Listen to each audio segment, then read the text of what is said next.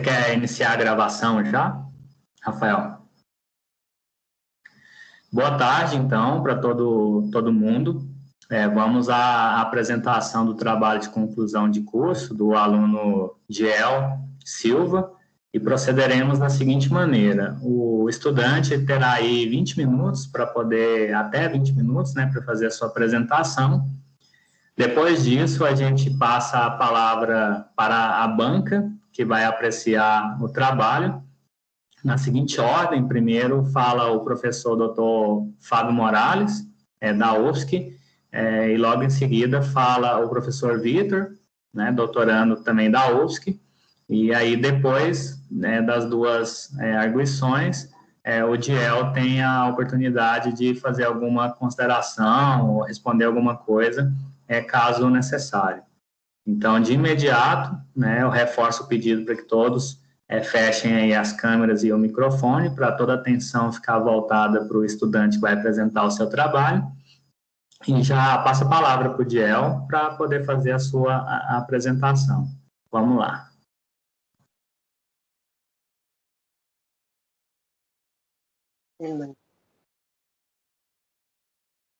Você consegue deixar em tela inteira, Rafael? Isso, obrigado. Bom, boa tarde a todos e todas. Então, hoje eu apresento a vocês os resultados da minha monografia intitulada Conceito de História em Políbio, uma análise do livro 12. A pesquisa foi desenvolvida no LABEAN, no Laboratório Blumenauense de Estudos Antigos e Medievais, sob orientação do professor Dr. Dominique Santos, coordenador também do laboratório. Eu peço a compreensão de vocês por minha voz estar um pouco estranha. Eu estou gripado, porém não é nada demais. Então, agora vamos propriamente à apresentação. Pode ir para o próximo slide, Rafael. É necessário partir de alguns dados da trajetória de Políbio para permitir que vocês se situem na minha exposição. Em linhas gerais, Políbio viveu aproximadamente entre os anos de 203 a 120 antes da Era Comum e escreveu suas histórias em 40 livros a partir da condição de ex-par, ou ex-chefe de cavalaria grego entre romanos.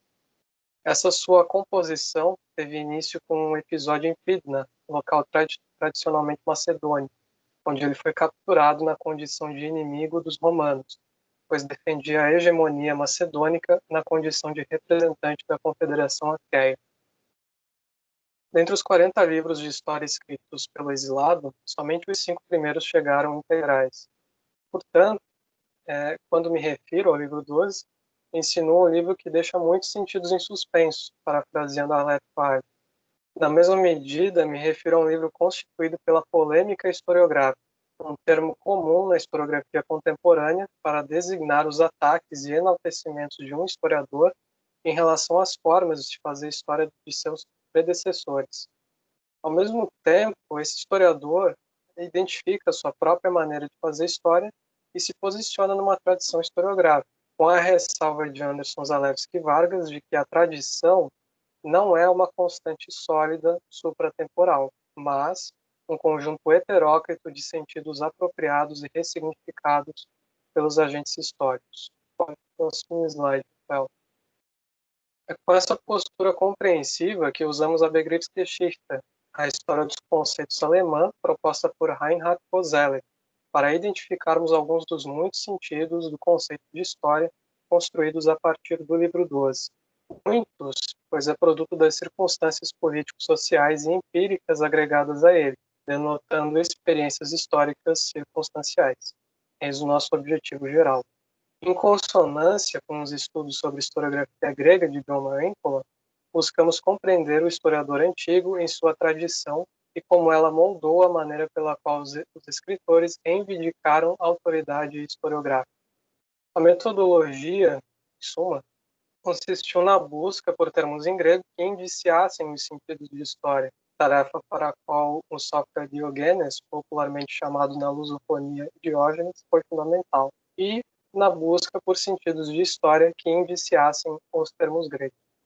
Além disso, foi estudada uma bibliografia razoavelmente extensa das áreas de história antiga, com foco no período helenístico e na República Romana, letras clássicas, filologia clássica, história da historiografia, em especial historiografia antiga e teoria da história.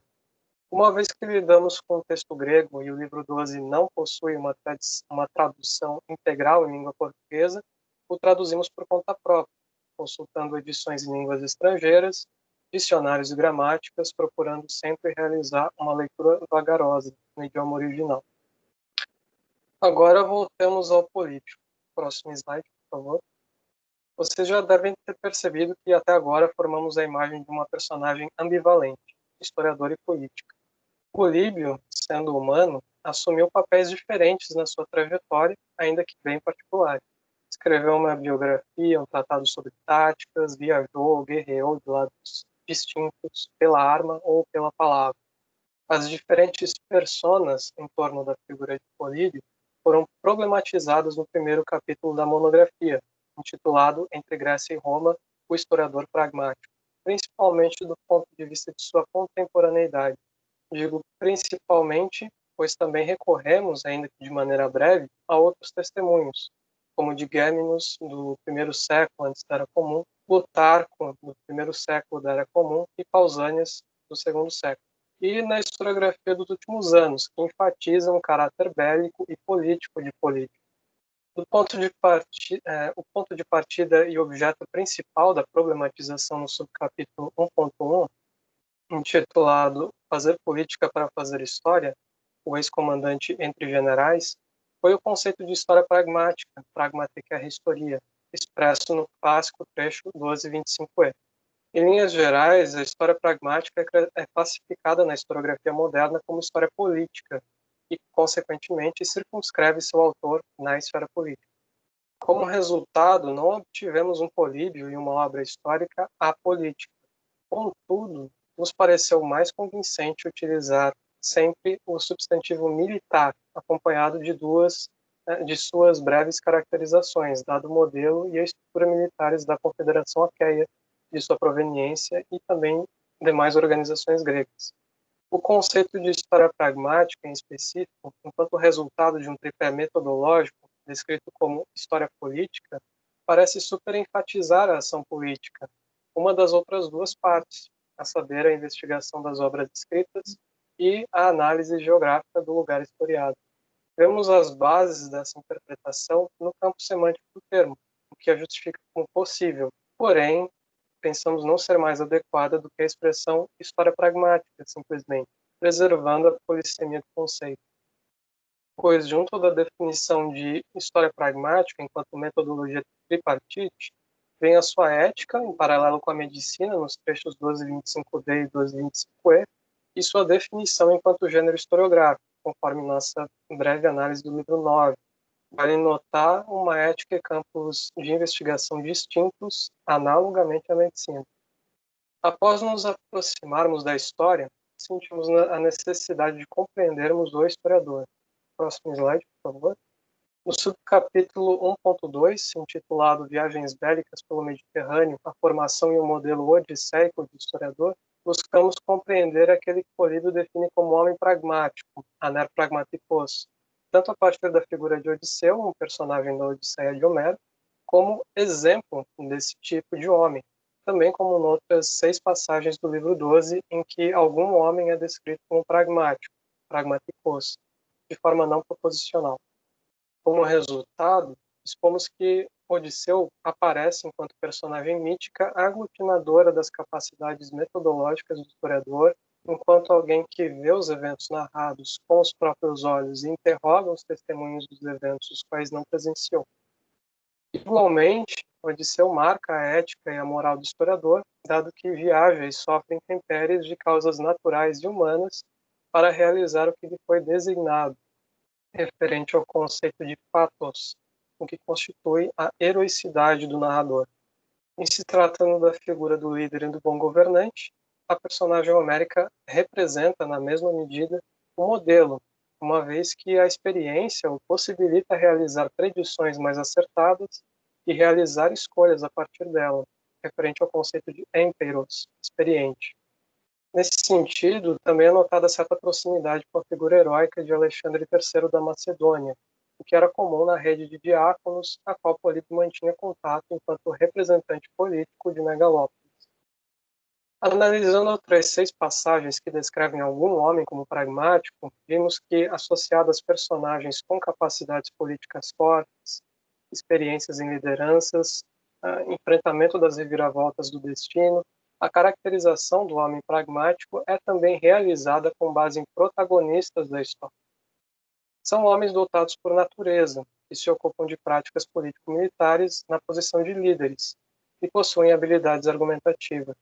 Esse é o homem que, na ótica de Políbio, tem a capacidade para produzir uma história pragmática. Bom, dessa forma, definimos basilarmente os conceitos de história pragmática e o de homem pragmático, de historiador e de sua história.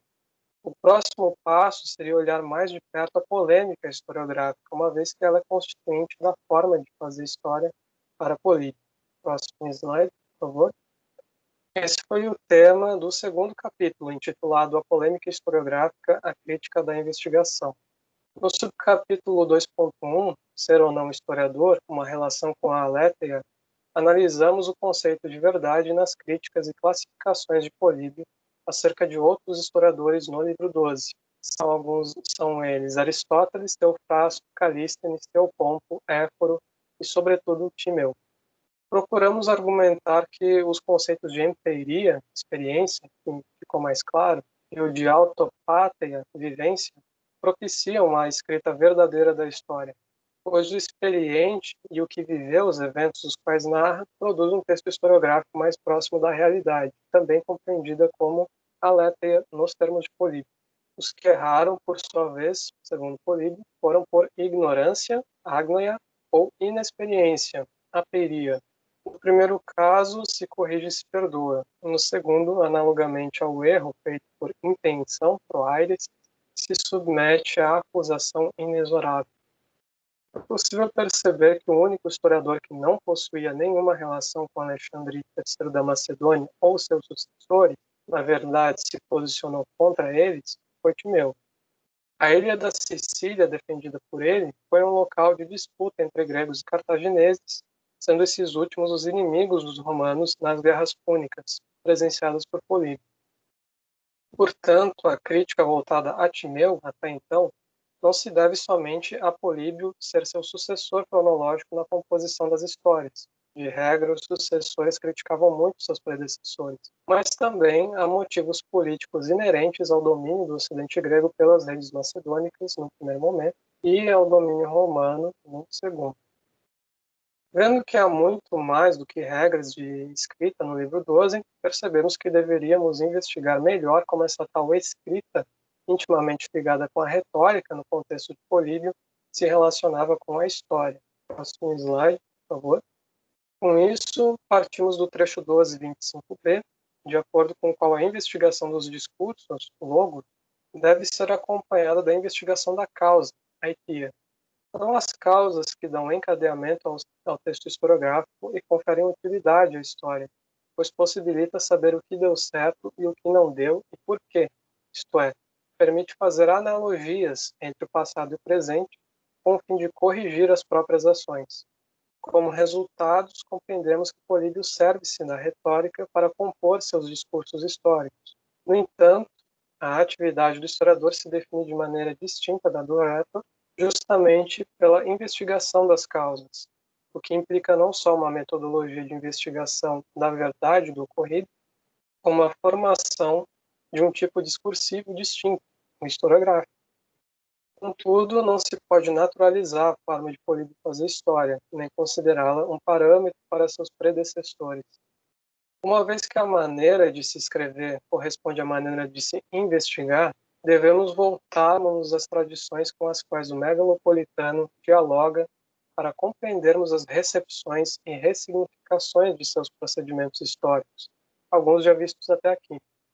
Igualmente, é necessário como confrontá-las com as de Timeu, ao menos dentro das limitações da nossa pesquisa, e com as classificações historiográficas modernas, que classificaram, de uma maneira ou de outra, o lugar e o valor de cada um na história da historiografia. É exemplo de Ulrich Wilamowitz-Miellendorf, que caracterizou Políbio como um banal, e Arnaldo Momiliano, que o renegou a discípulo de Tucídides em alguém que aceitou seus métodos. As mudanças do conceito de história implicam a sua seleção. Próximo slide, por favor.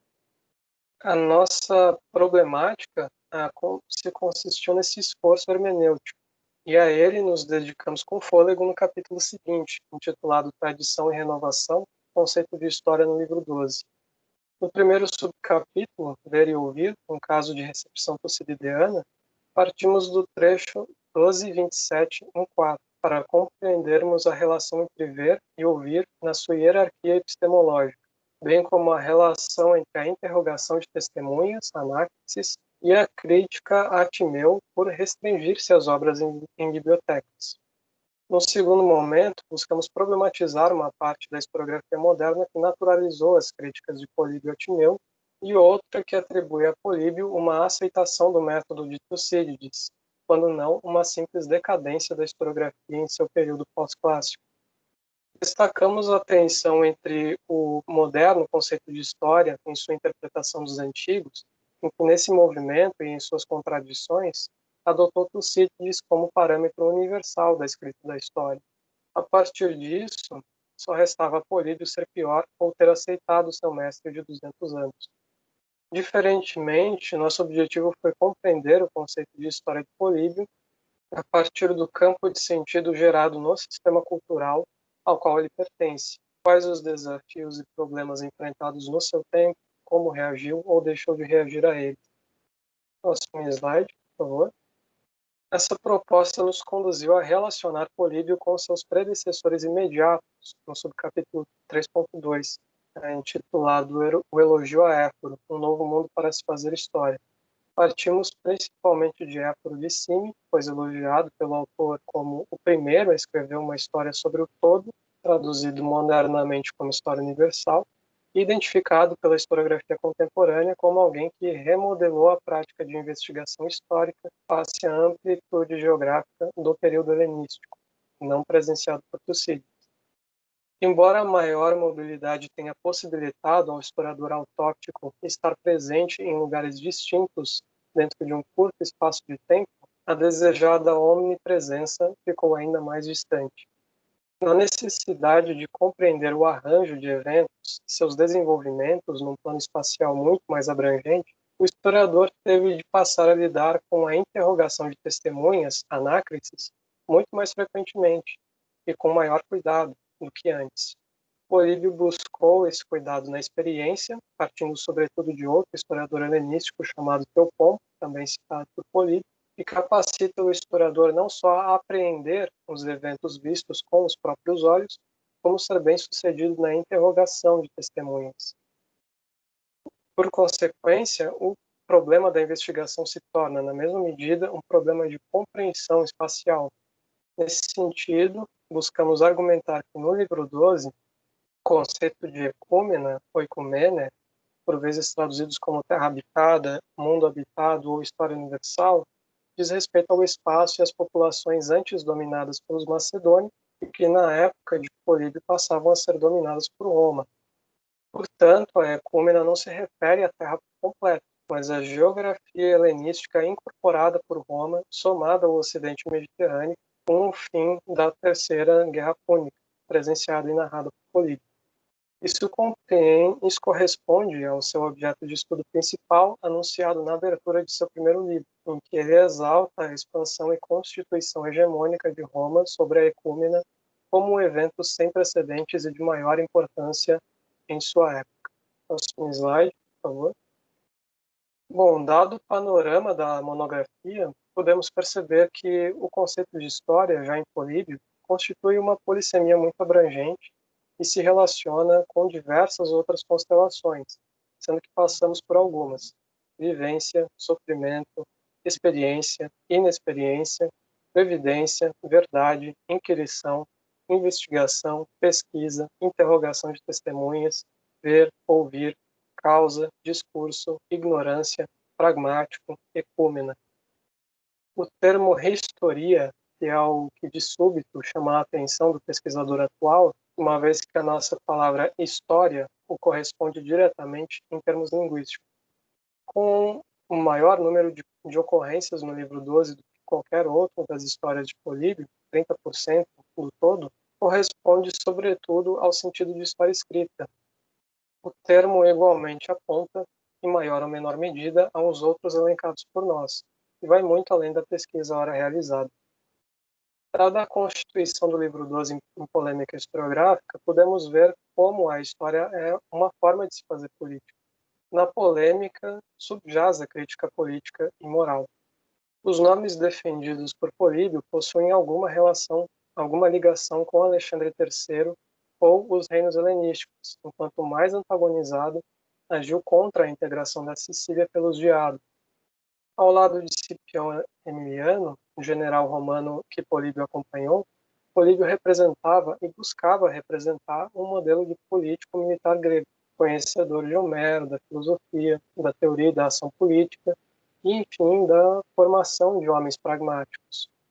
Esse conjunto de aspectos, especialmente a heroicidade conformada na narrativa desse homem, enfrenta perigos e agruras para chegar o mais próximo possível da verdade, que foi notificado em Odisseu. Longe de um racionalista ou irracionalista, Políbio foi alguém de seu tempo, e de fato foi diferenciado por ter escrito uma obra historiográfica enquanto grego exilado durante a expansão da República Romana e a desagregação dos reinos helenísticos, constituindo uma nova hegemonia mediterrânea. O conceito de história, por consequência da experiência do autor de viver no momento de reviravolta do destino dos povos, cônscio de um momento decisivo, carrega a marca da amplitude e da necessidade de ressignificação das tradições no novo mundo. Próximo slide, por favor. Então, obrigado a todos e todas pela atenção. Por hora, eu também agradeço ao Rafael pelos slides e parte na apresentação, bem como o pessoal da República, Grupo República do curso de Publicidade e Propaganda da FURB, o orientador Dominique Santos, colegas do Labian. Já agradeço também de antemão ao Fábio e ao Vitor por aceitarem prontamente fazer parte da banca. Muito obrigado.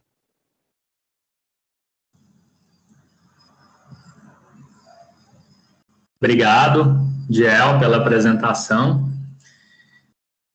Parabéns aí pela apresentação, né, do seu trabalho. E agora, de imediato, vamos passar aí para as considerações da banca, sem mais delongas. Então, em primeiro lugar, eu gostaria de convidar aí o professor Dr. Fábio Morales para fazer a arguição do trabalho. Fábio, muito obrigado pela presença, por aceitar fazer essa avaliação e estás com a palavra agora. Muito obrigado, Dominique, Diel. Todos conseguem me ouvir direitinho? Maravilha. Bom, fico muito feliz de participar, fico muito honrado pelo convite, também alegrei de ler esse trabalho excelente do Diel, um cara de mestrado, né, não só pelo tamanho, mas pela consistência, pelo rigor, né, então já digo aqui que eu fiquei muito contente, fiquei muito feliz com a leitura. O Dominique foi bem expresso, né, falou que temos 15 minutos, lá, a Jéssica está aí também, temos 15 minutos para fazer cada arguição, então eu vou tentar me limitar aqui, esse tempo talvez eu até consiga ser um pouco mais conciso. Bom, então, no geral, assim, né, é uma monografia com cara de mestrado, né, tá muito bem escrita e percebe-se que foi muito bem orientada também, né, o Diel demonstra um domínio da língua portuguesa muito bom, muito consistente, né, tem pouquíssimos erros, né, tanto de digitação mesmo, quanto de construção de frases, escolha de algumas palavras, eu vou apontar aqui, mas é coisa mínima, né, eu praticamente não perdi tempo preocupado com isso. Tem também evidencia um trabalho com a historiografia muito consistente, né? Você, Diel, leu estudos tanto clássicos, né, como Mobiliano, quanto estudos recentes, tanto historiografia estrangeira, né, como Maríncula, quanto historiografia nacional. Aparece muito o Breno Sebastiani, a Juliana Bastos, o próprio Dominique. Então, você fez um trabalho bibliográfico e de leitura muito consistente, né? Então, dá gosto de ver. E também o trabalho com a documentação, você mostrou essa familiaridade, tanto com o grego, né, mostrando, fazendo as traduções originais, entrando em alguns debates filológicos de modo muito seguro, e também não apenas no nível linguístico e da tradução também, mas de compreensão, né, daquilo que você está discutindo, de que você está analisando. Então eu achei, sim, está muito bom, né? Então alguns apontamentos que eu vou fazer aqui não são nem tanto críticas, mas são convites para a gente dialogar, né? Eu acho que você aponta várias direções, em particular vinculado à escolha que você fez, que eu concordo, uma escolha metodológica muito boa, né? De centrar só no livro 12. E daí eu acho que a partir disso você pode caminhar para a compreensão de outros trechos, de outros livros também do Políbio, formando uma imagem mais complexa, né? Aumentando os elementos do campo semântico do conceito de história que você começou a mapear. Bom, então alguns comentários propriamente sobre estilo, né? Menos de ortografia ou qualquer coisa, mas estilo mesmo para você pensar no seu texto. Um primeiro ponto assim que me causou um pouco de estranheza é a repetição, né? Você repete algumas citações. Eu peguei aqui uma citação que você faz tanto na página 19 quanto na página 28. Deixa eu voltar aqui na página 19. 19. Aqui no primeiro parágrafo da página 19, você termina dizendo, né? Portanto, a leitura que busca a compreensão destes textos encontra novos desafios, pois uma palavra que falta deixa o sentido em suspenso, constatando ausências. E daí na página 28, não, desculpe, na página 29, você, no primeiro parágrafo, repete, né? Portanto, a leitura que busca a compreensão do discurso textual encontra novos desafios, pois uma palavra que falta deixa o sentido em suspenso, obrigando-nos a lidar com ausências. Então é estranho, né? Eu acho que não precisa repetir citação, ainda mais citações que têm esse tom meio poético, né? Até um pouco pretensioso, e daí você pode usar uma vez só, né? Que eu acho que é suficiente. Outro elemento aqui que eu destaco o uso de um termo, né? Você usa em dado momento da monografia, deixa eu encontrar aqui a página exata, o termo inclusos, né? Quando você está falando aqui, ó, da mesma maneira, palavras, desculpa, página 15, no meio do primeiro parágrafo, você fala da mesma maneira, palavras distintas que compartilham o mesmo radical e, consequentemente, campos semânticos próximos, como historiógrafos e histor, podem ser localizados e inclusos na análise. Não sei se inclusos é melhor, talvez incluídos, mas isso é uma bobagem, né? Depois eu fui até tirar a dúvida, verificar se é de fato participo passado ou só como adjetivo, e descobri que tem uma polêmica dentro dos campos da língua portuguesa. Um outro elemento mais de estilo também, na página 17, você tem um parênteses de 4 linhas. Parênteses de 4 linhas é pior que Marx, assim, né? Marx coloca travessão, parênteses, daí você está no meio da frase longuíssima e você já não sabe mais do que aquilo está tratando.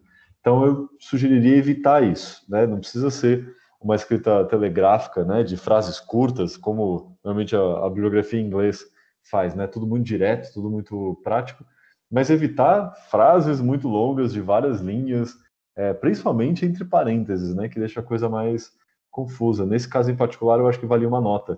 Você fez uma escolha interessante pelo sistema de referências, né? De citar todos os livros nas notas, evitou na medida do possível o terrível OPCIT ou OPKIT, mas de qualquer maneira eu acho que vale a pena você colocar isso como nota, né? Evitar esse tipo de coisa. E daí talvez algumas imprecisões ou aproximações ainda superficiais que eu acho que vale a pena uma correção, né? Na página 21, você fala lá que os romanos conquistaram o Oriente Grego. Deixa eu abrir aqui exatamente a passagem. 21.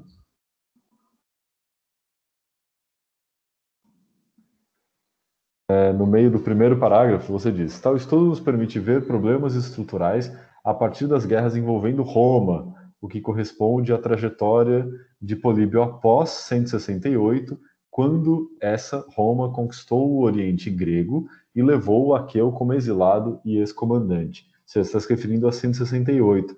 168 é a vitória sobre a Macedônia, né? A Terceira Guerra Macedônica, não foi a vitória sobre o Oriente Grego. O reino de Pérgamo estava lá, bonitinho, o reino Seleucida estava mal das pernas, mas ainda existia. O Egito Ptolomaico ainda está lá, tem várias cidades gregas que não estão submetidas a Roma diretamente. A Liga Aqueia vai continuar existindo, só vai ser destruída em 146, quando começa a província, e daí a dominação da Grécia continental, não é todo o Oriente Grego. Eu acho que tem uma amplificação aqui que é um pouco indevida. Algumas páginas para frente, né, por exemplo, na página 26, você faz, eu acho que uma outra imprecisão, que é a expressão, deixa eu achar aqui direitinho, território fenício. Você está falando aqui quando Roma dominou o Mediterrâneo Ocidental, está na página 26, segundo parágrafo. Começa, no entanto, ele viveu num tempo de transformações. Daí a última frase, a penúltima frase desse parágrafo é: além disso, todo o território fenício que se estendia da Ibéria pelo norte da África, contornando a margem sul do Mediterrâneo, caiu sob o poder romano. Não sei se dá para falar propriamente território fenício. A gente conhece uma série de cidades fenícias que têm relações muito múltiplas com os territórios e sociedades que viviam tanto no norte da África, né? A Cristiano Cormichiari trabalha bem com isso, que passaram a ser chamados de berberes, quanto as populações que estão lá no sul da Península Ibérica. Então não é propriamente um território, mesmo o domínio cartaginês sobre esses territórios, ele não é homogêneo, né? Dá para falar em Império Cartaginês propriamente nas regiões mais próximas de Cartago, né? Em particular lá no norte da África, mas não se estendendo até as colunas de Héracles, né? O Estreito de Gibraltar. Tem uma tese que trata disso, né? Eu não peguei aqui a referência, mas é um doutor que defendeu um trabalho na Colômbia sobre o imperialismo cartaginês, né? Com base nas inscrições fenícias, e mostra a diversidade das relações de domínio de Cartago sobre esses vários territórios. Então, acho que território fenício é algo muito forte porque acaba obliterando a diversidade de relações políticas e étnicas que existiam na região. Bom, estou na metade do meu tempo aqui, mais ou menos, eu acho. Não sei. Já vou para o final. Você fala também, depois, na página 27, de Catão, defensor da romanidade. Isso é um problema, né? Muita gente defende que Catão está inventando a romanidade que ele está defendendo. Então, eu recomendo dar uma olhada lá no Wallace Hedrow, Rome's Cultural Revolution, que é um livro que problematiza isso, inclusive no Catão. Catão faz parte de um movimento de releitura da identidade, da cultura romana e criação de identidade romana a partir também de referenciais gregos, ainda que ele expressamente seja contra a entrada de saberes gregos, mas ele também está dialogando e fatalmente vai ser influenciado por isso, por mais que ele negue expressamente. Dito isso, né, eu tenho 3 pontos que eu queria conversar e queria saber mais da sua opinião e suas leituras sobre isso, né, que são 3 pontos que me chamaram muita atenção na sua monografia. Primeiro, a ligação ou paralelo Políbio-Odisseu, que está no próprio Políbio e você explora a partir de diferentes caminhos. Você faz um paralelo metodológico, né, de como Odisseu produz conhecimento e narrativa e Políbio produz esse conhecimento a partir daqueles 3 passos, né, do saber historiográfico, a coleção, a leitura das obras anteriores, o conhecimento dado, a empiria dada pelas próprias viagens e a ação política, né, tanto a participação quanto a reflexão sobre ela. O primeiro ponto, você mesmo fala que sim, bom, não é lá muito simples, né, e, obviamente, né, Odisseu não está no mundo de cultura letrada, né, mesmo no espaço mítico, mas você faz um paralelo com o Odisseu que faz a inquirição das testemunhas.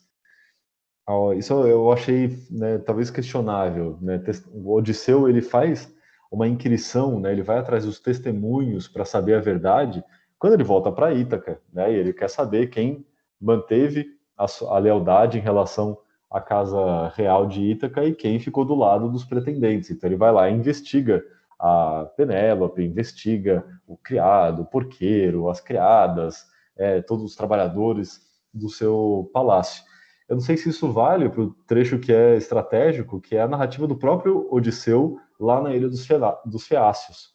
Né? O Odisseu, quando ele vai narrar a própria história lá para os Feácios, ele não faz isso a partir de testemunhos. Ele faz isso a partir da autópsia, né, do que ele viveu. E daí eu acho que tem um paralelo que é interessante, você pode desenvolver. O Breno, em alguma medida, tocou isso na tese dele, que é a partir do choro, né? E é um tema caro para você já mencionou algumas vezes, que é o sofrimento produzindo conhecimento. Né? Odisseu chora enquanto Demódoco está cantando a narrativa do pós-tomada de Troia, né? O que aconteceu em Troia, principalmente depois da tomada. E daí Odisseu não aguenta ouvir aquilo, né? A leitura do Artaud, que é uma leitura muito interessante, fala que, bom, defende a ideia de que Odisseu chora porque ele morreu naquela narrativa, né? O poeta canta a história dos heróis mortos. Então, se ele já está sendo cantado, se ele é tema do canto de Demódoco, ele não existe mais. Isso faz sentido para todo o processo de despersonalização de Odisseu até chegar na Ilha dos Feácios. Chega pelado, chega sem marinheiro, chega sem navio, chega sem absolutamente nada e chega sem nome. Né? Vai demorar para ele afirmar quem ele é.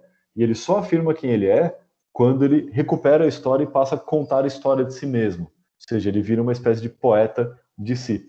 Aí eu acho que tem um paralelo interessante com o Políbio, né? Um processo de despersonalização do Políbio enquanto hiparco, né? Enquanto membro da elite da Liga Aqueia, vai ser tomado como refém em Roma, mas ele recupera um lugar específico, diferente do anterior, diferente da ideia original que ele tinha, assim como o Odisseu pensava chegar rapidinho em Ítaca, demorou 10 anos.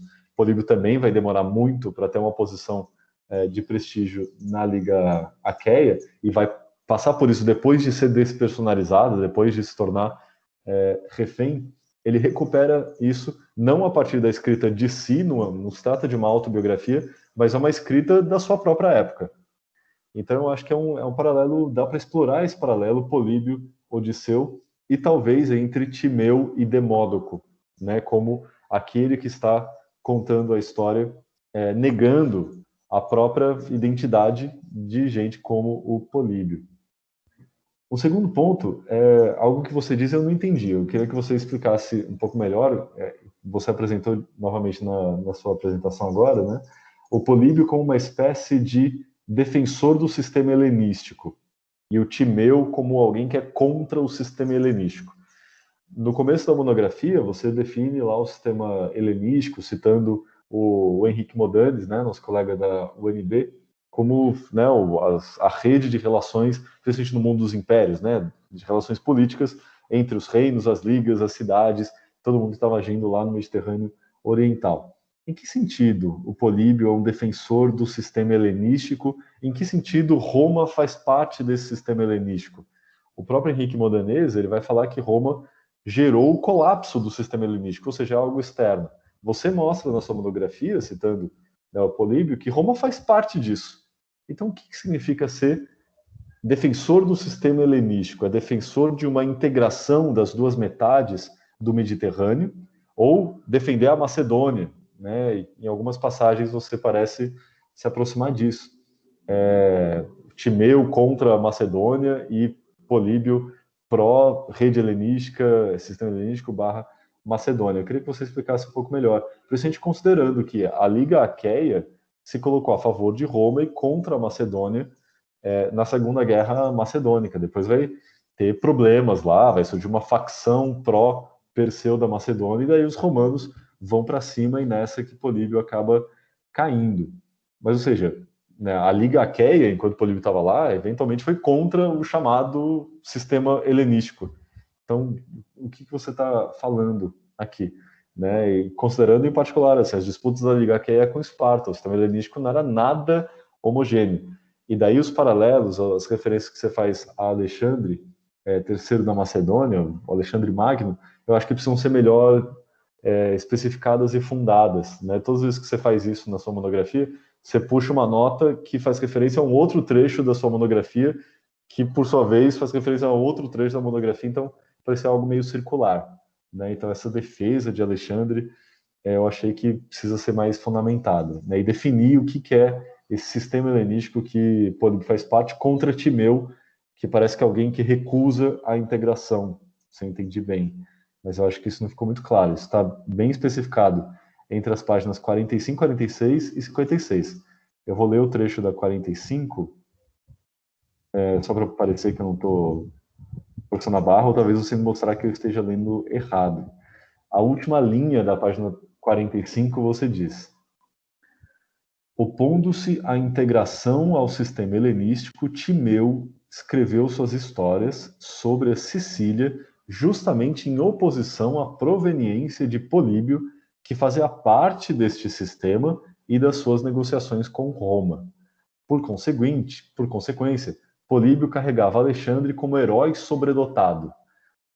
Aqui, nota 188, você cita aqui, né, o próprio Políbio aborda o subcapítulo 2.1, eu acho que deveria ser aprofundado. Nessas relações, o homem pragmático aproxima-se da figura alexandrina e dos diádocos. Ou seja, né, você está apresentando os reis helenísticos como homens pragmáticos, o Políbio como homem pragmático e o Timeu contrário à integração ao sistema helenístico, mas a Sicília estava lá sendo disputada, né? Roma e Cartago e as cidades gregas da Sicília não faziam parte do sistema helenístico. Acho que, né, eu fiquei confuso, eu gostaria que você explicasse um pouco melhor isso. E o terceiro ponto é algo que você faz menção, é o último, né, na página 75, que é a relação entre, né, que a invenção, citando um texto que é meio ruim, né, do Christian Mayer, mas acabou virando um clássico, do Políbio como o inaugurador da associação da história, tanto como acontecimento quanto como relato, né, que depois isso tem paralelos lá no que o Kozlek vai chamar de o moderno conceito de história. Isso dá para desenvolver, né, tanto no nível subjetivo, que é o que você mais desenvolve, ou seja, o historiador é aquele que relata e vive a história, quanto no nível objetivo, e é o que está no livro 1. Ou seja, o Políbio ele vai falar de história universal, o relato universal da história, quando a história se universaliza por meio da dominação total de Roma.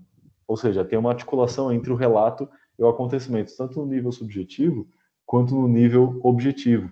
E eu acho que é nesse ponto, né, que está o coração da crítica ao Timeu, né, na crítica à inexperiência e à confiança exclusiva nos livros que estão lá em Atenas. Eu acho que esse ponto eu queria que você desenvolvesse um pouco mais, que eu acho que é um problema que está lá no Christian Mayer, ele pensa isso em termos da polis, ainda num paradigma primitivista, e hoje nós temos elementos, né, com as discussões do Mediterrâneo, para avançar nessa explicação concreta de por que, nesse momento, o conceito de história apresenta uma imbricação entre relato e acontecimento, que é algo paralelo ao que vai acontecer lá no tempo de Sela, né, na passagem do século XVIII para o XIX, segundo o Kozarek. Bom, eu peço desculpas por ter me alongado, mas é isso. Eu tinha como observações, a gente pode continuar conversando também para eu explicar mais isso. Obrigado.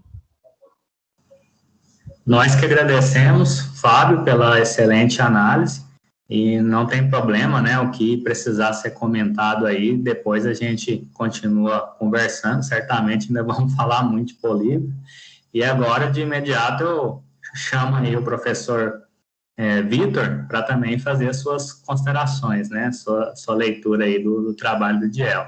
Então, Vitor, né, tu estás agora com a palavra. Boa tarde a todos. Gostaria, antes de mais nada... Estão todos me ouvindo? Certo. Gostaria, antes de mais nada, de agradecer pela banca e também pela apresentação e a oportunidade de ler esse texto.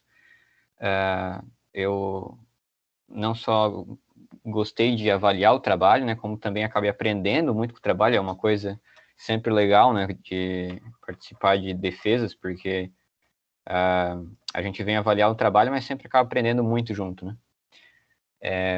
Eu também gostaria de salientar, assim como o professor Fábio, né, que de fato é um TCC com cara de dissertação, né, dissertação de mestrado, por N razões. E eu salientaria 3 grandes méritos que tem este trabalho, né. O primeiro deles é a familiaridade com o manuscrito grego, além do idioma grego, como já ressaltado pelo Fábio, que é uma coisa que não é fácil de se fazer, sobretudo em nível de TCC, né? E, sobretudo, considerando as limitações de grupo de estudos, de contato com o grego, com a comunidade e tal, né? Eu mesmo na UFSC, quando eu tive a experiência do TCC, eu já tive limitações, o DIEL teve limitações muito maiores, né? Então, eu fico impressionado e eu acho que tem que ser salientado esse grande mérito. O segundo mérito, ao meu ver, se dá na maestria, como o trabalho ele articula a relação entre a praxis, a pragmática, com a empiria e a narrativa odisseica, né? Eu acho que o modo como ele consegue, embora já tenha um debate extenso desde o século XIX sobre, fazendo uma analogia entre Odisseu e o historiador, né? Isso também em Heródoto, isso em Tucídides, em Políbio, né? Entre outros autores, mas principalmente esses, né? Ainda assim, esse trabalho ele faz uma articulação bastante notável, com poucos precedentes. Um deles, bem lembrado pelo Fábio, pelo Breno, né? Mas com poucos precedentes, e eu acredito que se fosse para destacar um momento interessante para um prolongamento de pesquisa, eu acho que eu gostaria muito de ler um artigo sobre isso ainda, do DIEL, no futuro, seria sobre essa relação do Odisseu, procurando características mais particulares do Odisseu em relação à pragmática, ao historiador pragmático, né? Que o Odisseu tenha vários paralelos com o historiador em geral, e isso já é claro com relação a Heródoto, Tucídides, a Políbio e tal. Mas com relação ao historiador pragmático em particular, né? Quais são aquelas características de homem pragmático em particular que daria para entender em Odisseu e fazer uma analogia com um historiador pragmático, né? Eu acho que um estudo nesse calibre ainda espera para se desdobrar, e o DIEL acho que deixou algumas pontas soltas no bom sentido aqui para um caminho frutífero aí pela frente. Por fim, eu quero destacar rapidamente o levantamento crítico da tradição historiográfica. O DIEL fez um levantamento historiográfico notável para um TCC, eu diria que um levantamento de dissertação de mestrado, talvez até um pouco mais do que isso. E ele mostrou um conhecimento claro sobre a origem dos manuscritos, sobre a recepção dele, especialmente no século XIX, e eu gostei bastante de ver o debate dele com relação a Tucídides. Essa é uma polêmica, embora possa parecer um pouco um acréscimo no texto, não está, digamos assim, no núcleo da questão, que envolve história pragmática, né?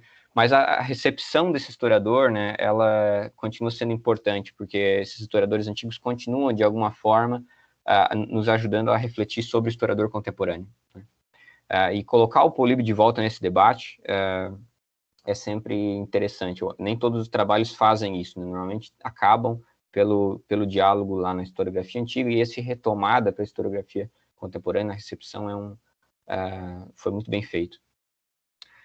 Bom, dito esses 3 momentos, né, que eu gostei bastante do trabalho, entre outros, e faço as palavras do professor Fábio também, eu gostaria de destacar 3 problemas maiores que eu vi. Na verdade, há vários probleminhas pequenos, não são coisas graves, tá? Mas são várias coisinhas que eu comentei no texto e eu vou depois repassar para você, para o seu orientador, tal, a gente conseguir continuar conversando, né? São várias coisinhas. Mas eu gostaria de destacar aqui 3 problemas que eu considerei mais importantes, e também um pouco como complemento às considerações do Fábio, que foram mais de imprecisão cronológica, imprecisão de algum fenômeno histórico, algum conceito histórico também, do período helenístico e tudo mais.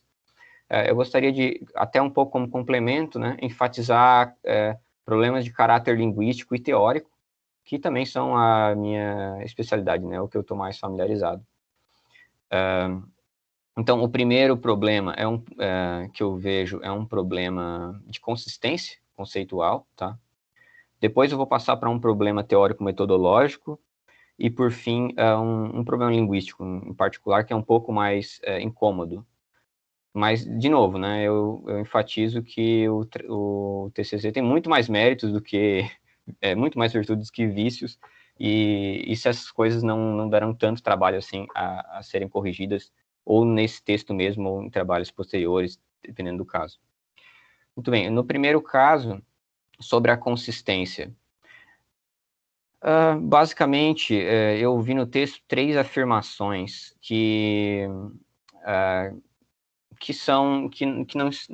cuja consistência não é clara, certo? A primeira delas é, você associa, quando você está tratando sobre o homem pragmático e as condições necessárias para que haja um historiador pragmático, né? A saber, uma delas que seja um homem pragmático, né? Mas, além disso, o que é o pragmático? O que é que precisa o homem pragmático ter para ele fazer uma história pragmática, né? Você salienta o aspecto da experiência, isso várias vezes, né? Ocorre que, em algumas vezes, você salienta que basta que você tenha um contato direto, uma autópsia ou audição, mas preferivelmente a autópsia, a experiência in loco, né, para que você possa escrever uma história pragmática. Com essa definição simples dessa maneira, e eu mapeei umas 2 ocorrências em que isso ocorreu, bom, então o Heródoto é um historiador pragmático. O Tucídides, mais ainda, é um historiador pragmático, entre outros, porque eles também são historiadores que têm uma experiência em loco, né? Em outro momento em particular, um momento apenas, na verdade, você afirma que, comentando Heródoto, comparando com Heródoto, você diz que teve a visão, mas não bastaria a visão, precisaria também da empiria para que seja historiador pragmático. Bom, aí entra um novo problema, porque não seria a autópsia um caso particular de experiência? Uma das formas nas quais você tem experiência em um fenômeno in loco não é a visão? Seria possível ter visão sem ter experiência? Talvez ter experiência sem visão seja possível, talvez uma experiência in loco por audição, por contato, enfim. Mas a visão, tradicionalmente, do ponto de vista da epistemologia, da epistemologia grega, assim, mais senso comum, mas isso é facilmente encontrado em Platão, em Aristóteles, ou mesmo em Tucídides, em Heródoto, em outros autores. A empiria, ela abrange os sentidos físicos e um deles é a visão. Então, fica estranha essa colocação, né? E para agravar, tem uma terceira afirmação, que essa, inclusive, é a mais interessante, talvez a que deve ser defendida em preferência às demais, que é uma aproximação do homem pragmático, além de ter experiência, ele ter virtudes análogas às de Odisseu. Isso eu achei interessante, porque quando você começa a aprofundar as características do Odisseu, por exemplo, o fato de ele ser multivias, como você traduziu, né? Eu prefiro outras expressões, mas tudo bem. A ardilosidade dele, o modo como ele consegue, o modo como ele também é um líder de batalha, então não basta ter experiência, mas também ser um protagonista do evento, né, em que você está relatando. Então, será que não há outros elementos que são tão importantes quanto a experiência? E que isso tornaria mais exclusivo o conceito de historiador pragmático, entende? Se você for por essa linha, aproximando do Odisseu, você vai chegar a um conceito mais exclusivo, onde se enquadraria talvez Políbio e algum que outro historiador. Mas se você abranger demais, utilizar como condição suficiente apenas a ideia de experiência in loco, você vai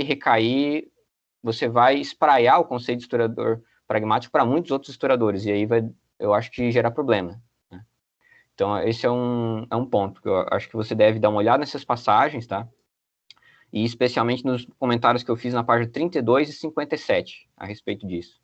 Aí você dá uma olhada nessas passagens e tentar montar um pouco mais de coerência sobre quais são as condições necessárias, se não souber as condições suficientes, mas pelo menos as condições necessárias para que haja um historiador pragmático e que ele não seja abrangente demais para abranger muitos historiadores, né?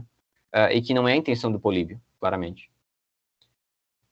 Bom, o segundo ponto é um ponto teórico que diz respeito à sua aplicação das teorias de história dos conceitos e narratologia. Eu acho que a sua explanação sobre a história dos conceitos no início do texto, ela não é muito aprofundada, mas é satisfatória. Eu acho que está num nível satisfatório. Porém, na hora de aplicar essa teoria, eu senti um pouco de falta na aplicação do termo praxis, no termo da praxis, no termo do pragmático, do prato, do pragma, pragmata, enfim. Eu acho que você deu uma olhada razoável no conceito de história, de historia, mapeou, achei legal o gráfico, inclusive, mas você não notou muita inconsistência, né? O que é esperado, porque o conceito de história ele é mais uniforme. Agora, se você fosse ter dado uma olhada no conceito de praxis, você veria que ele tem mais inconsistência. Você não conseguiria enquadrar ele todo em um conceito mais uniforme como você fez com o de história. E eu acho que faltou um pouco de fazer um infográfico sobre as ocorrências de praxis, para começar, além de história, e analisar um pouco os sentidos principais desse termo, né? Mapear quais os sentidos principais em que ele aparece, porque isso é importante para a história pragmática. Veja que você não está estudando sobre a história, mas a história é pragmática. Então, o que adjetiva essa historiografia, né? Notando aqui que história aqui está no sentido escrita, né? Então, acho que vale a pena fazer isso. Quanto à narratologia, aí eu acho que a exposição, ela, enquanto a de história dos conceitos eu achei satisfatória, de narratologia eu não achei. Eu acho que você, inclusive, poderia descartá-la, porque você faz um bom estudo narrativo, de modo, digamos assim, mais intuitivo, sem necessidade de um aparato narratológico bem estabelecido, né? Eu acho que você poderia se ater mais à história dos conceitos e comentar que você vai fazer uma aproximação narrativa. Porém, se você quiser ir para a via narratológica, eu acho que você deveria ter um pouco mais de rigor. Aí você teria que primeiro dar uma definição de narrativa, né? Eu recomendo a definição do Arthur Danto, que é como um conjunto de sentenças narrativas, é uma definição bem clara, sucinta, tradicional, mas há outras possíveis. Você também teria que dar uma noção de narrema, que é a unidade básica de narrativa, que é quando você começa a analisar uma narração, e se atentar a fatores narrativistas, por exemplo, a figura do narrador, né? Políbio, por exemplo, ele cumpre um papel interessante como narrador, ele cumpre as 3 principais formas de narrador que se conhece na narratologia, que é o narrador oculto, aquele narrador que está na terceira pessoa, que fala das coisas que ocorreram, né? Ele às vezes está como narrador presente, ou narrador incluso, como alguns autores chamam, né? Que é não necessariamente na primeira pessoa, mas atuando na própria acontecimento, e às vezes também o narrador onisciente, né? Veja, isso é um aspecto fundamental em narratologia, você investigar a figura do narrador no texto, né? Enfim, então acho que se você fosse pela narratologia, você teria que abordar assuntos como esses, entendeu? Mas isso não é necessário. Talvez, dados os apontamentos que eu vou dar, esse seria o mais trabalhoso, e por isso mesmo, talvez calharia você dispensar ou fazer circundar um pouco essa questão, tá? Mas fica um comentário, talvez, para trabalhos futuros. Eu acho que é bem promissor a abordagem narratológica em Políbio. Então, eu chamo a atenção nesse ponto para a página 55, onde eu comentei mais longamente sobre isso. Por fim, um apontamento linguístico, né? Eu fiz alguns apontamentos linguísticos no decorrer do texto, mas eu vou destacar esse que eu achei que é um dos mais importantes. Do ponto de vista da abordagem da história dos conceitos, né, eu senti falta dessa sua, como eu falei, da sua análise sobre o conceito de prato, de praxis, de pragmata, tanto internamente no texto, mas também externamente, né? Porque a história dos conceitos, veja, às vezes ela é mal compreendida como uma especulação muito dentro do texto, mas nem sempre é assim. Ela também dialoga com os usos do conceito fora do texto, de outros textos que dialogam com aquele, enfim, né? E eu acho que um dos poucos momentos em que você tentou fazer isso não foi muito feliz, que foi na página 24. Né? Na página 24, você faz uma aproximação do termo topragma com o termo latino negotium, e que eu achei bem contestável. Você faz, no momento, uma aproximação deles com um sentido de comércio, de coisa como comércio, como objeto negociável, né? Há um paralelo, de fato, há usos, né, entre esses termos, né, no comércio, mas essa relação não é assim tão simples, e também, além disso, ela pode dar uma proximidade enganosa. Veja, o conceito de... Eu fiz aqui meu dever de casa, você vai ver numa nota um pouco extensa, lá na página 24, é a mais extensa, na verdade, das minhas notas, citando alguns dicionários, algumas gramáticas, tal, do latim e do grego, fazendo aqui te ajudando um pouco a pensar sobre isso, tá? O terceiro grupo de sentidos que você vai encontrar de topragma e no BI é um sentido fundamental de topragma no grego e que não tem no latim, que é um sentido de coisa como mero objeto existente. Esse sentido ele é tão amplo em grego quanto o do verbo ser. Esse sentido não é usual no latim, né? E esse sentido é curioso, né? Ele é muito empregado no grego justamente em várias construções onde tompragmon, ou então tapragmata no plural, ele está subentendido, né? Por exemplo, no fragmento 7 do Heráclito, ele fala Reipanta capnos genoito, rineste diagnoien. Se todas as coisas se tornassem esfumaçadas, o nariz as distinguiria, né, diagnoien. Esse todas as coisas, não tem coisa, só tem todas, que é o panta, né? Onde é que estão as coisas? Está subentendido, é o tapragmata, né? Outras construções em grego, às vezes aparece só o tá, e fica só o artigo e não aparece o pragmata, né? Também está oculto, né? Essas ocultações são bem frequentes, né? E mostram a abrangência que tem o conceito de coisas, né? Muito além de coisas de comércio. Coisas de comércio ligadas à economia, é um uso possível, né? Que remete principalmente ao segundo sentido, o segundo grupo de sentidos. E o negotium daí, de fato, ele tem uma aproximação maior com o negócio. Por quê? Porque ele está vinculado à ocupação, como oposição ao ócio, né?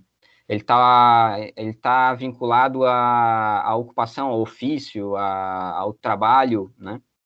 Porém, deve-se salientar que também era utilizado no latim a expressão ocupação intelectual, tá? Então, não eram só ocupações materiais, eu chamei essa atenção para você também.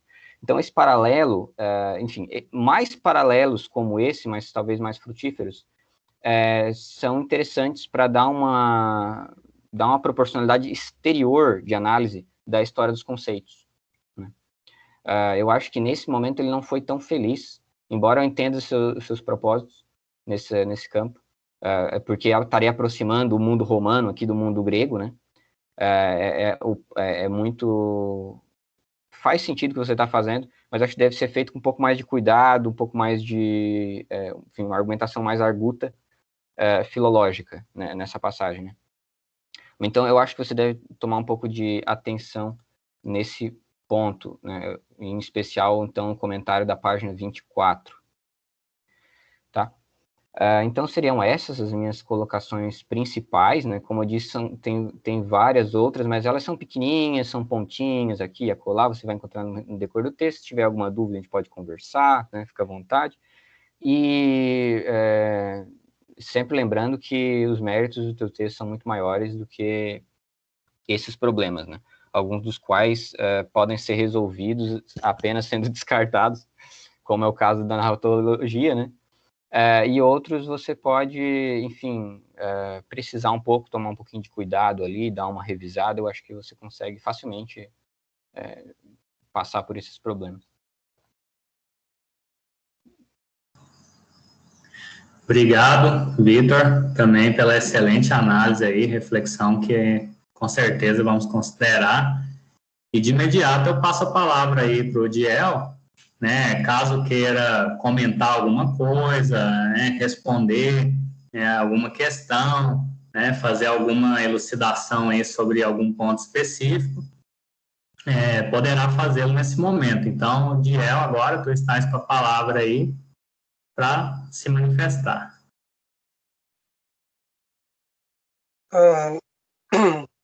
Muito obrigado, Vitor e Fábio, pela leitura atenciosa que os comentários de vocês demonstram. Bom, vou então começar pelos comentários que eu tenho ao Fábio e depois eu passo ao Vitor. Fábio, E sobre estilo, né, e repetição, isso são coisas de construção de TCC. Às vezes eu pego uma parte para desenvolver outra, mais para frente, e aí depois esqueço de excluir, e na hora da revisão isso às vezes acaba passando, né, quando a gente já está com o olhar cansado. Então vou revisitar essas passagens, inclusive que você apontou. O que você comentou mais sobre o contexto histórico, né, da época, tanto do período helenístico e o começo da expansão, né, da República Romana, de fato, esse foi um aspecto que eu gostaria de ter abordado mais no TCC, eu reconheço como uma das fraquezas dele mesmo, porque justamente faltou fôlego de leitura, né, para conseguir articular. Então, por isso tem esses pequenos deslizes, né? Nada tão grave, mas ainda estão lá. Então, vai ser uma boa rever eles para deixar mais preciso, né? Inclusive o que você falou sobre Catão, né? Um Catão defensor da humanidade. O Políbio tem uma ligação muito maior e os estudos sobre Políbio terem uma ligação muito maior com o período helenístico do que com a República Romana. Eu acabei me aproximando mais de estudos gregos, digamos assim, e, né, divisões de estudos que tem, né, departamentais. E me falta também um pouco esse conhecimento da história romana, que é algo que eu quero aprofundar daqui para frente para deixar essas conexões mais claras, né? Conexões ou não conexões. Bom, indo mais para o que eu acho que os comentários que eu entendi que foram mais provocativos, sobre o Odisseu, me parece que ele faz inquirição de testemunhas. Me parece assim que por primeiro sim, ele, a autopsia dele é muito mais evidente, é muito mais fácil de ser percebida, é muito mais saliente. No entanto, tem também uma inquirição de testemunhas. Por exemplo, o canto número 8, o Odisseu ele precisa questionar aquele que canta para saber se é verdade ou não o que aconteceu.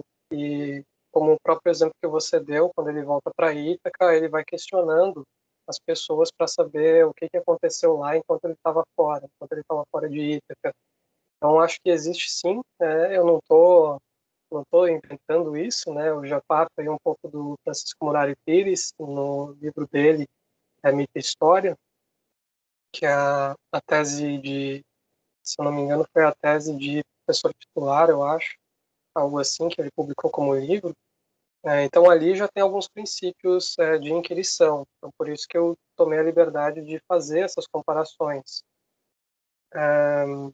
Eu vou pensar também nesse desenvolvimento aí do choro de Odisseu. Eu pensei um pouco nessa espécie de escrita de autorrepresentação, né, que você mencionou, mas como isso já foi mais desenvolvido pelo Breno, eu acabei não tocando muito no assunto, porque ia parecer que eu estaria imitando o Breno, coisa assim, né, o Breno Sebastiani. Então eu resolvi deixar assim passar por isso e ir mais para o outro ponto. Eu acho que ficou um pouco mais original, que é o dos outros homens designados como pragmáticos, que eu acho que dá um pouco mais de originalidade.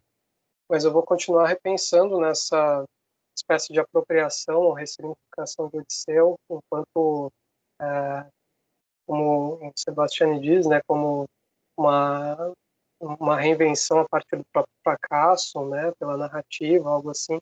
Vou continuar pensando nesses assuntos, né, e ver o que eu posso contribuir de mais original para essa discussão.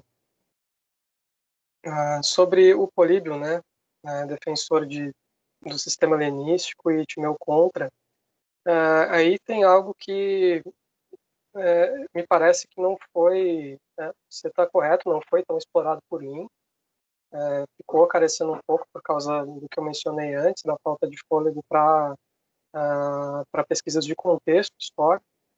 E sim, o que eu penso defender, né? Eu, eu procurei argumentar que o Políbio ele queria criar uma imagem de que os gregos seriam bem recepcionados pelos romanos e vice-versa. E o Timeu era um cara que no momento do Políbio o Timeu contra-argumentava isso. E por conta disso o Timeu representava um perigo. Então eu procurei mais ver a interpretação que o Políbio deu para o Timeu e como ele usou o Timeu para se comunicar com as elites gregas, com as elites gregas e também romanas, para tentar fazer negociações entre as duas, para incentivar o tal do processo de integração. O Timeu está mais aí. Eu não fui a fundo, assim, né, carece isso no meu TCC de ir mais ao Timeu e no tempo de Timeu, talvez aprofundar mais essa complexidade dessas temporalidades, né, entre Timeu e Políbio, que tem aí uns 100 e poucos anos e tanta coisa aconteceu ali, porque eu precisaria ler em grego. O Timeu, até onde eu sei, ele não tem nenhuma tradução, então teria que contar muito mais no meu conhecimento mesmo de grego, não tantos comentadores, porque Timeu não é tão conhecido assim na literatura especializada, então por isso ficou carecendo. Mas eu procuro defender isso. O Políbio viu o Timeu como alguém que ia contra o processo de integração que o Políbio estava representando, e por isso ele resolveu também atacar Timeu, além dos outros aspectos, às vezes mais metodológicos e tal. É isso que eu procurei defender. De repente a gente pode continuar conversando sobre isso, porque de fato é um tema muito complexo.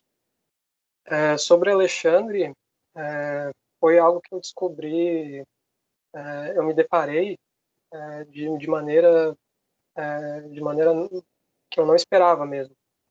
Quando eu estava construindo o TCC, eu me deparei com essa adoração da figura de Alexandre, e ao mapear os historiadores que Políbio defendeu, eu vi essas ligações sempre com Alexandre III. Aqui eu estou falando mais de um imaginário helenístico, sabe, um imaginário de líder militar helenístico, talvez mitologia em torno desse líder, né, Alexandre, essa mitologia do Alexandre, mas ficou pouco desenvolvido. Por quê? Primeiro, porque foi algo que eu vi no meio do caminho, e segundo, não tem estudos que tecem essas relações entre Políbio e Alexandre III da Macedônia. Eu me surpreendi por não ter, porque para mim pareceu saltar aos olhos. Mas, enfim, eu vou continuar investigando isso, mas de fato para deixar isso mais claro, eu teria que fazer uma pesquisa de maior fôlego sobre a mitologia de Alexandre. E aí é todo um campo de estudos. O que não foi feito ainda de maneira clara, pelo menos eu não encontrei, foi a ligação entre Alexandre e Políbio. Embora na fonte eu tenha encontrado essa espécie de adoração de Políbio em relação a Alexandre III. E sobre o Christian Mayer, né, participou ali da história dos conceitos, principalmente sobre o conceito de história na antiguidade, né, naquele volume organizado pelo Kozelek e companhia. Tem, né, a questão do relato, vivência, para usar como base, né, Políbio usa o relato e a vivência como base para a crítica a Timeu. Eu não desenvolvi mais isso porque não tinha muita, como eu disse anteriormente, não tinha muita bibliografia sobre Timeu. Eu sei que ficou latente, eu pretendo aprofundar isso, mas a bibliografia sobre Timeu, além de dar mais essa carga, né, para pesquisa, não é lá muito extensa. Eu usei mais o Barron, que eu citei algumas vezes, tem um ou outro, mas a bibliografia sobre Timeu não é muito. A gente ainda não tem um grande volume satisfatório assim, sobre Timeu, bem como sobre outros historiadores helenísticos. Eu tentei discutir um pouco isso no TCC, eu acho que eu coloquei mais em nota de rodapé, que o Timeu ele sofre com essa imagem de Políbio, de que Timeu era quase que imprestável, né? E por conta disso também, isso acabou impactando essa pouca bibliografia que a gente tem sobre o Timeu. E assim, essa base, né, do Políbio usar o relato e a vivência para atacar o Timeu, eu acho também questionável, que nem eu apontei lá com base no Barron. O Timeu ele estava na Atenas num momento muito ativo politicamente. O Timeu ele vivenciou reviravoltas de democracia e tudo mais. Ou como assim ele não tem vivência, ele não tem experiência? É questionável para alguém que estava lá. Isso eu também procurei problematizar mais pela via da biblioteca, né? Que ele menciona a biblioteca. As bibliotecas eram essas, né? E Políbio tinha muito mais acesso à biblioteca do que eu. Então eu pretendo problematizar isso, e eu tentei não ir além no TCC para não cair de novo nessa, não reproduzir, não incorporar o discurso do Políbio em cima de Timeu, né? Aliás, eu acho que em alguns momentos eu até incorporei, assim, né? Mas busquei ser crítico em relação à historiografia nesse sentido, mas está algo para ser desenvolvido. Sobre o Vitor, então, estou tentando ser conciso aqui para não tomar muito mais tempo, né? Eu sei que a apresentação já está um pouco longa. Então, Vitor, né? Obrigado aí pelas observações. Eu vou essa do desenvolver mais sobre o Odisseu e o historiador pragmático. Eu pretendo desenvolver mais. Era algo que eu não esperava também, encontrar essas referências sobre o conceito de pragmático em específico. Eu acho que tem aí uma originalidade a ser explorada também. Então, obrigado pelo comentário. Em relação aos problemas, né? O conceito de historiador.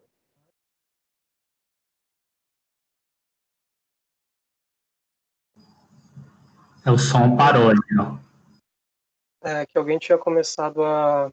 Alguém tinha me ligado, mas agora vocês me ouvem, né? Sobre o conceito de historiador pragmático, ele precisa sim ser mais consolidado. Você já deu aí as pistas, né? Já deu as sugestões. E assim, eu acho há linhas muito tênues para definir o que é um historiador pragmático e levaria muito mais uma pesquisa de maior fôlego. Eu dei algumas bases. De fato, ele está um pouco solto. Em alguns momentos ele se aproxima com Heródoto e com Tucídides. Eu busquei trazer isso também para o TCC, né? Também para não colocar o Políbio como, né, a bola da vez, né? O diferentão ali do período helenístico. Eu coloquei, eu teci essas conexões também para não cair no personagem excepcional. Mas eu precisaria, de fato, fazer um estudo de outros livros também para definir com mais propriedade um conceito de história pragmática. E aí tem um problema maior que vai na direção também de outro comentário teu, que é o conceito de pragma, né? Pragma, praxis e todo esse campo semântico que se conecta. A princípio, lá na quinta fase, a minha ideia era fazer um TCC só sobre o conceito de pragmático, de pragma, e disso que você mencionou. Eu não fiz por quê? Porque ia ficar muito extenso, muito, muito extenso. Teria muitos termos para mapear, assim, centenas. Então, por conta da viabilidade, eu não fui. E eu acabei abordando pouco justamente porque eu queria direcionar mais para a história, mais para o conceito de história e de historiografia. Aí eu estou comparando a grande tese, que eu também enviei o primeiro das aulas do Dominique, de que antigamente se fazia historiografia, e se tinha maneiras de se fazer, e isso não é uma exclusividade da modernidade, embora tenha rupturas, né? Embora haja rupturas aí. Então, por isso, eu acabei direcionando mais para história e acabei pecando no conceito de pragmáticos, porque em Políbio isso é gigante. Então, eu vou tentar, em pesquisas futuras, eu vou tentar conciliar mais o conceito de pragmático, para tentar mapear um pouco. Porque eu também encontrei estudos que mapeassem muito isso, né? Que mapeassem em específico esse conceito de pragma, até porque conflita com a recepção da modernidade, do políbio político, políbio só bélico. Então, tem aí na verdade, você me apontou um outro caminho, né? E ali no Negotium, né, na comparação que você mencionou, Negotium e Pragma, de fato eu não tinha percebido esse direcionamento do conceito de Pragma. Você comentando agora, eu acho que eu vou excluir ou desenvolver algo parecido com o que você comentou agora, né, da amplitude, e deixar mais específico. Né? Mas o meu intuito com aquele parágrafo foi justamente dizer, olha, o conceito de pragma é extremamente gigante, então aqui eu vou partir de Políbio, das fontes de Políbio e me contentar com isso, porque eu sei que é muito grande. Mas, como você notou, isso acabou ficando fraco da maneira que eu trouxe, né? Principalmente como instituição indo-europeia. E narratologia também, né? Acho que acho que eu vou descartar. Eu faço algumas análises narratológicas, às vezes retórica, mais na base, assim, que nem você disse, mais intuitivo, né? Eu não me servi, assim, sistematicamente dessas metodologias. É algo que eu pretendo incorporar para deixar um pouco mais sistemático, né? Dar mais consistência. E foram as alternativas que eu encontrei para conseguir deixar o texto mais dialético, deixar ele com mais vias, com outras perspectivas, para evitar também, evitar incorporar muito o discurso do Políbio.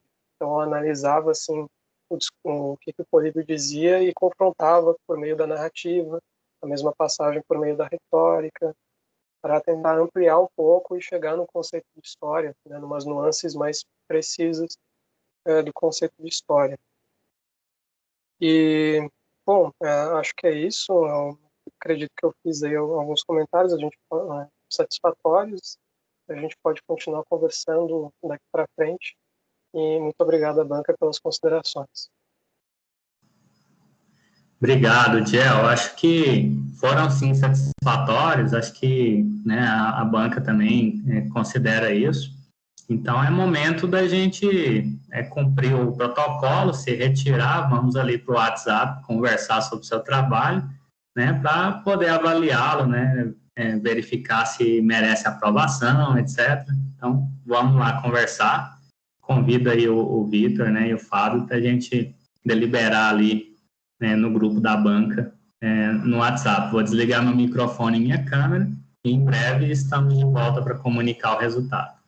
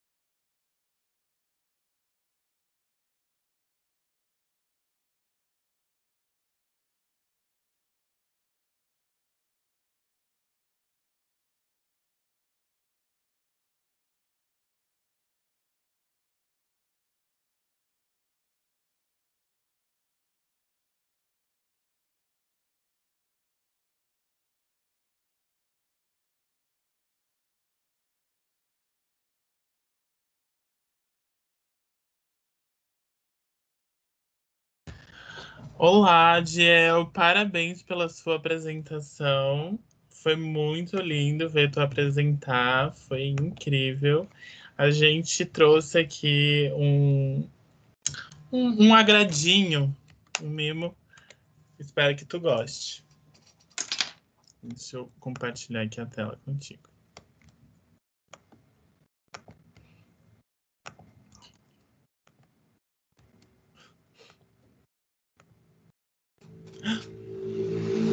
Ai, Gel, calma. Vai dar tudo certo.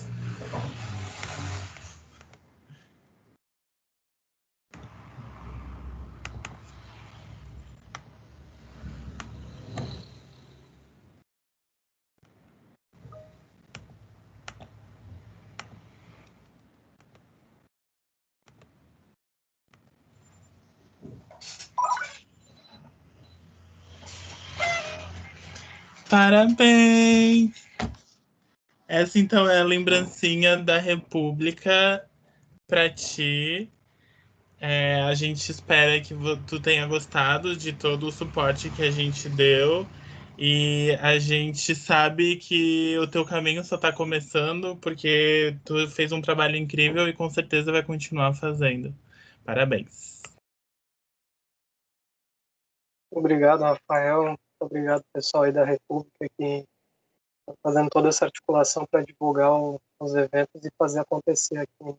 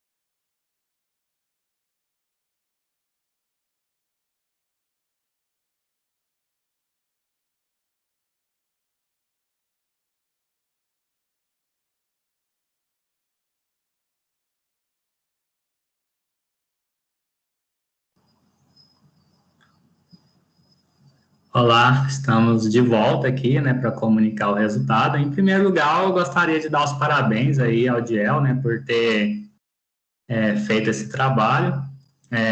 Algumas vezes a gente percebe que os trabalhos de conclusão de curso aqui da universidade ficam legais, né, uns trabalhos assim bacanas, bem desenvolvidos. Isso se deve, sobretudo, ao trabalho que o curso desenvolve, sua matriz curricular, que compreende que para formar professores de história é preciso que esses professores sejam também pesquisadores, né, e pesquisadoras. Então, desde a quinta fase do curso, existem matérias de pesquisa, né, tem pesquisa 1, pesquisa 2, depois projeto de pesquisa e, por fim, o TCC. Então, essas disciplinas, elas são administradas pela professora Cristina Ferreira, e, sem dúvida alguma, boa parte do mérito alcançado no desenvolvimento dessa pesquisa se deve a essas disciplinas, a estrutura curricular e a forma pela qual a professora as conduz e as ministra, né? Então, temos que pontuar isso. E também temos que agradecer ao governo de Santa Catarina, que, por meio de uma bolsa de extensão, permitiu que o Diel fosse bolsista de extensão em um curso de língua grega, né, durante um ano, que permitiu a ele também, né, aprimorar aí essas perspectivas. E toda a equipe, né, dos demais professores do curso de História da FURB, então a professora Cíntia, que é coordenadora dos estágios, a professora Juliana, né, que é a nossa presidenta do núcleo docente estruturante. Então, esse conjunto aí, né, que possibilitou o Diel também a alcançar esses resultados. Mas, claro, tem o mérito do Diel, que é muito esforçado, ele ouve as orientações, né, e, na medida do possível, aí, incorpora, né, as questões. Então, basicamente, tudo que tem de bom nesse TCC é mérito estrutural da instituição, do curso de História e do Diel, né? E tudo que tem de ruim é culpa minha, é culpa do orientador. O orientador fica colocando essas coisas, sugestões que às vezes não cabem, né? Então, pode atribuir a mim mesmo todas as mazelas. Diante disso, eu gostaria de comunicar ao público que nós nos reunimos, né, a banca ali, o professor Fábio, o professor Vitor e eu, e nós decidimos que o trabalho do Diel, ele merece ser aprovado. Então, o trabalho está aprovado. Parabéns, viu, Diel? Muito obrigado, Dominique, Fábio, Vitor. Muito obrigado a todo mundo que compareceu aí. Tem até membros da família, a minha companheira. E é isso aí, muito obrigado. O Dominique fez a devida ressalva. Durante o curso todo eu fui bolsista de extensão de pesquisa, eu fui alternando. Então, sem essas bolsas, esse incentivo governamental, eu não estaria aqui, eu não teria nem continuado, nem passado da primeira fase do curso. Então, muito obrigado a todos e todas, e vamos continuar lutando pela universidade pública e democrática para todo mundo.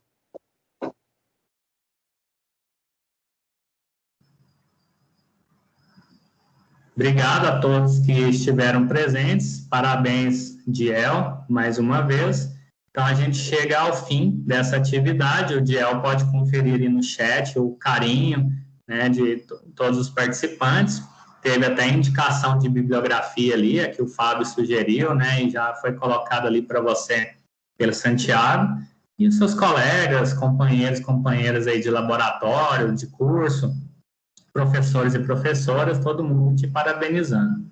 Então, mais uma vez, obrigado, Fábio, obrigado, Vitor, né, chegamos aí ao fim de mais uma banca de TCC aqui do curso de História da FURB, a Universidade de Blumenau. Boa noite aí para todo mundo.